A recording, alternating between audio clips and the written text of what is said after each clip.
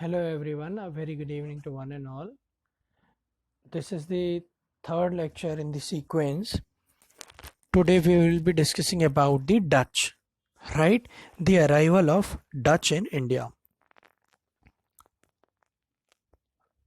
We have already discussed about Portuguese. We have already discussed about why the Europeans came to India. We have already discussed the advent of Europeans, their arrival, their sequence. Next in the series, we are going to discuss about the Dutch, right? See, there are a couple of things which I need to make it clear to you. First thing, don't write down anything. When I'm saying anything, don't touch your pen. ठीक है? देखो हमारा कोई ऐसा intention नहीं है that we have to make notes of each and everything. Whatever is there, we will be doing one thing. Whatever you want, n number of notes are available.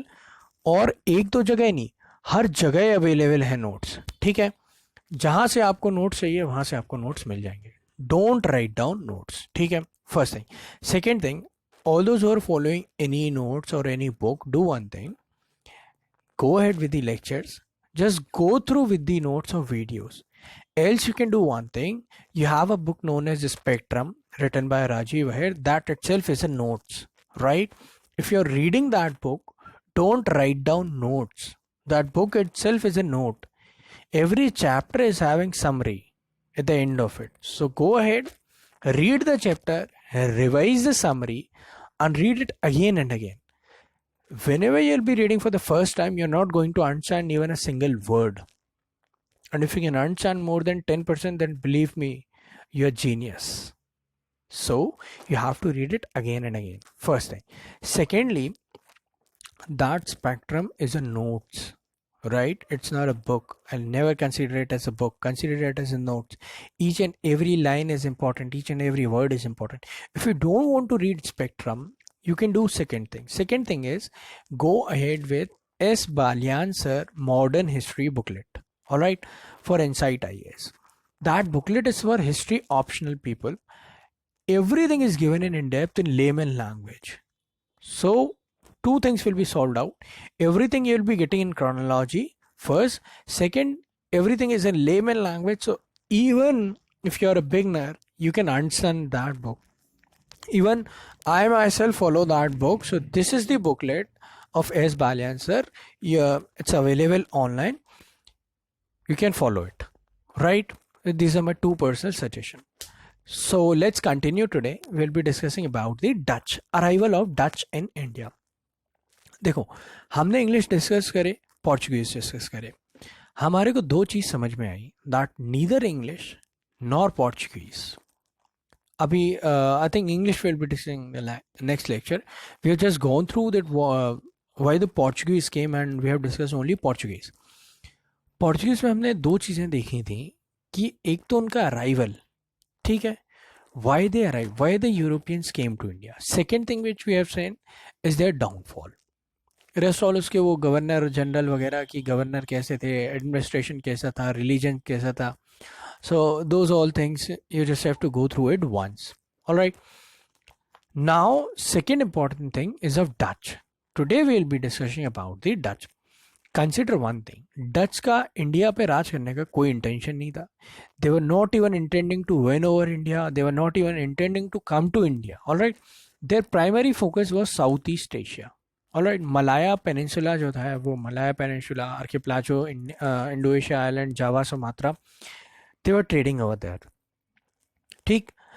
When did the Portuguese came? 1498. Consider, you are in 1498. For 100 years you are the sole trader. All right, that is up to 1598 approximately for 100 years. Now a rival company came, a competitor came. Understand, आपने एक दुकान जमाई, दुकान जमाने में 10 साल का time लगा. ठीक, 90 years वो दुकान सक्सेसफुल रही. 90 years के बाद भी कोई कंपटीशन आता है, it won't be a big one, right? You won't be facing much issue with that. कुछ टाइम तक आप उसे कहोगे चल भाई तू भी अपनी दुकान जमा, तू भी अपनी दुकान चला, मैं भी अपनी दुकान चला रहा. Moment he becomes your competitor, then what will happen? price war. Then what will happen? A strategy to win over the market, a strategy to earn more profit will be needed. Same thing happened with the Dutch. English आए, English India में बस गए, sorry Portuguese आए, India में बस गए, 100 साल तक शांति से रहे. देन केम दी डच. कब? पोर्चुगीज कब आए? 1498. 100 ईयर्स अप्रॉक्सीमेटली, 100 साल बाद एक बंदा आता है, हुइगेन वैन लिंचेस्टन. हुइगेन वैन लिंचेस्टन ये आता है 1583 में, and he stayed in India till 1589. 6 साल रहता है, फिर जाता है. Second person came, he started trading, और they traded up to 1602. Until 1602 there were more than 15 voyages which took place between India and Dutch. Alright, in 1602 a formal company is formed. See, this is the least useful lecture which you are going to get. No one is going to ask you any question. The least important topic is Dutch. Alright, एक question भी नहीं आना, ना अभी तक आया है, ना आगे कभी आएगा. स्टेट पीएससी एंड यूपीएससी में कभी नहीं आया है. कोई चंगू मंगू छोटे मोटे एग्जाम हो उसमें एक आध बार पूछ ले डच से रिलेटेड तो पूछ ले, otherwise no one is going to ask you any question from Dutch. Alright, तो इसको just go through it, don't write down. If you don't want to read spectrum, I am giving you hardcore, अपन guarantee ले रहे हैं कभी नहीं आया इससे ना कभी आएगा. ठीक है, इसको छोड़ देना. क्लियर? डच पे है. डच क्या हुआ, इनका पहला बंदा कौन था? हुइगेन वैन लैंचेस्टर. 1602 में इन्होंने एक कंपनी बनाई. And name of the company is Verenigde Oost-Indische Campaign. I don't know how to pronounce it. ऐसा समझ में आ रहा हो तो ठीक है, नहीं आ रहा हो तो 2-3 बार पढ़ लेना. 4 ऑप्शन आएंगे, तुम कहीं भी टिक कर ले जाओगे. प्रीलिम्स में, मेंस में तुम्हें कहीं लिखने की ज़रूरत नहीं है. डच ईस्ट इंडिया कंपनी लिख देना. No one is going to ask you. ठीक है, अब देखिए डच के बारे में एक बड़ी मज़ेदार चीज़ है. डच आए इंडिया, इंडिया आके बस गए. आए कहाँ? गोवा. इन्होंने क्या करा, फर्स्ट फैक्ट्री सेटअप करी मसूलीपट्टनम में. कब? 1605. 1602 में तो आए, कंपनी बनी. 1605 में पहली फैक्ट्री लगा ली. पहली फैक्ट्री लगाई, ट्रेड करना शुरू करा. Stayed there for next 50-60 years. 50-60 साल जब आप रहते हैं, that means you are having 2 generations now.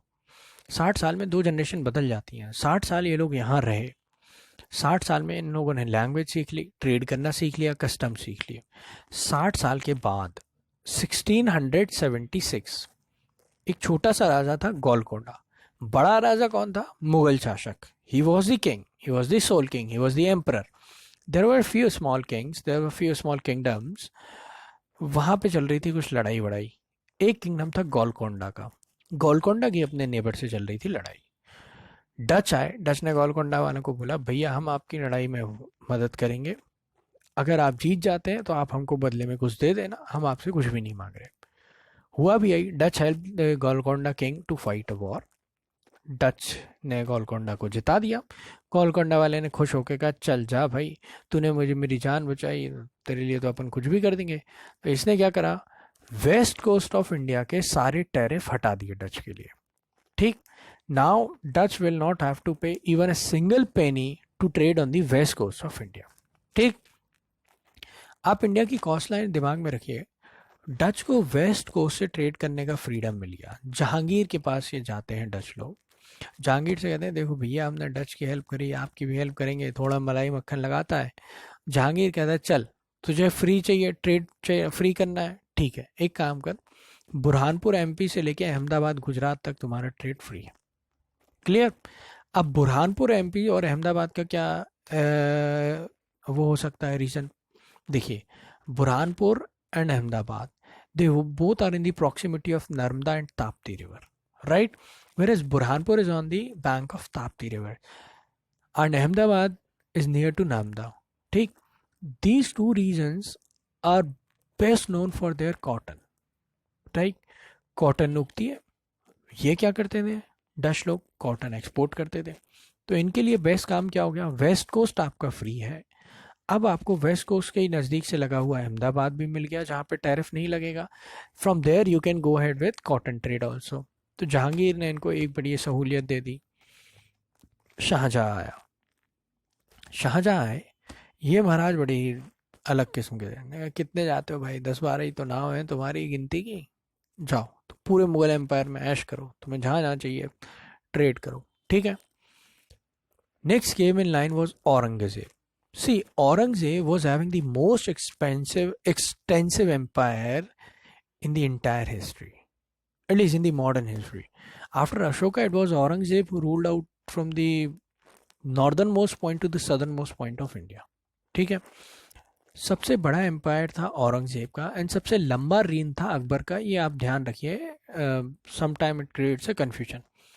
Aurangzeb के पास बंगाल था। औरंगजेब ने क्या करा, चल तू वेस्ट कोस्ट पे ट्रेड कर रहा है कर, बुरहानपुर कैम्बे में ट्रेड कर रहा है कर, दैट्स नॉट एन इशू ना, तुझे बंगाल में भी ट्रेड करना कर, जा ऐश कर, now you can trade in Bengal also.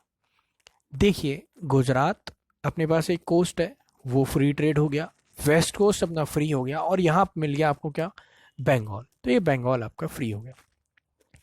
Next केम जहंदर शाह। आपके पास 3 चीज़ें और थी, ये महाराज आए, इन्होंने कहा कोरोमंडल भी लो तुम, जाओ ऐश करो, दान दिया तुम्हें। नाउ अंडरस्टैंड, बंगाल आपका फ्री है, कोरोमंडल आपका फ्री है, वेस्ट कोस्ट आपका फ्री है, और आपका अहमदाबाद पहला फ्री है। मतलब अब डच के लिए ट्रेड कैसा हो गया, profitable. Now what will happen, आपकी दुकान थी, आपने जमाई, सामने कॉम्पिटिटर आया, आपने कहा चल तू भी कर, लेकिन जैसे ही कंपटीशन दिया लड़ाई चालू हो जाएगी। क्लियर है। ये डच की एक कहानी आप धीरे से पकड़ के रखिए, इससे कभी क्वेश्चन नहीं आएगा, ना कभी डच से आपको कोई क्वेश्चन आएगा कभी, ना कोई पूछने वाला है डच के बारे में, ठीक। कुछ पॉइंट्स हैं जो हमें देखना है डच के, ये कभी छोटे मोटे एग्जाम में जो आप देंगे उसमें पूछ लिया जाता है। डच की first factory was at Masulipatnam, ठीक है। Their headquarter was Pulicat, later on it was change to Nagapattinam. Dutch minted coin and these coins were known as pagoda. First factory in Bengal was Pipli, ठीक है। अब देखिए डच ने और इंग्लिश ने एक साथ करीब करीब 70 साल तक बिजनेस किया। क्लियर है। डच की फैक्ट्री कब बनी थी, 1605 में, और डच की कंपनी कब हुई थी एस्टैब्लिश, 1602 में। इंग्लिश की कब हुई है, tomorrow onwards will be going ahead with English east India company, so will be discussing English also, right. आज के लिए आप समझिए कि डच और इंग्लिश की होती है फाइट। पोर्चुगीज को तो इंग्लिश पहले ही भगा चुके थे, ठीक है। अब बचे कौन थे, Dutch, these were the next rivals.